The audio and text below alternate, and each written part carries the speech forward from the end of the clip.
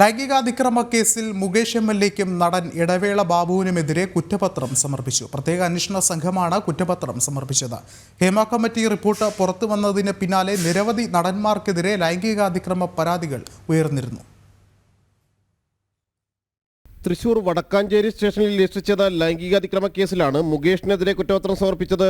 Ernakulam north സ്റ്റേഷനിൽ register ചെയ്ത കേസിലാണ് ഇടവേള ബാബുവിനെതിരെ കുറ്റപത്രം സമർപ്പിച്ചത്. ജി പൂങ്കുഴിയുടെ നേതൃത്വത്തിലുള്ള പ്രത്യേക അന്വേഷണ സംഘമാണ് അന്വേഷണം പൂർത്തിയാക്കി കുറ്റപത്രം നൽകിയിരിക്കുന്നത്. പരാതിക്കാരുടെയും പ്രതികളുടെയും സാക്ഷികളുടെയും വിശദമായ മൊഴി രേഖപ്പെടുത്തിയിരുന്നു.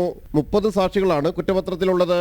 ഹേമ കമ്മിറ്റി റിപ്പോർട്ട് പുറത്തുവന്നതിന് പിന്നാലെയാണ് മുകേഷിനെതിരെ നടി ലൈംഗികാരോപണം ഉന്നയിച്ചത്.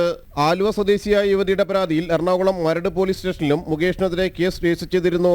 ആലുവ സ്വദേശിയായ നടിയുടെ പരാതിയിലാണ് ഇടവേള ബാബുവിനെതിരെയുള്ള കേസ്.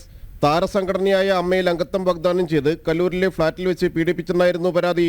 40 സാക്ഷിമൊഴികളും കുറ്റപത്രത്തിലുണ്ട്. ലൈംഗികാതിക്രമ കേസുകളിൽ മുകേഷിനും ഇടവേള ബാബുവിനും മുൻകൂർ ജാമ്യം ലഭിച്ചിരുന്നു. തുടർന്ന് തൃശൂർ വടക്കാഞ്ചേരിയിൽ അറസ്റ്റ് രേഖപ്പെടുത്തിയ മുകേഷിനെ ജാമ്യത്തിലും വിട്ടിരുന്നു. ഹേമ കമ്മിറ്റി റിപ്പോർട്ടിനെ തുടർന്ന് ലൈംഗികാതിക്രമങ്ങളിൽ നിരവധി വെളിപ്പെടുത്തലുകളുണ്ടായിരുന്നു. ജനം, കൊച്ചി.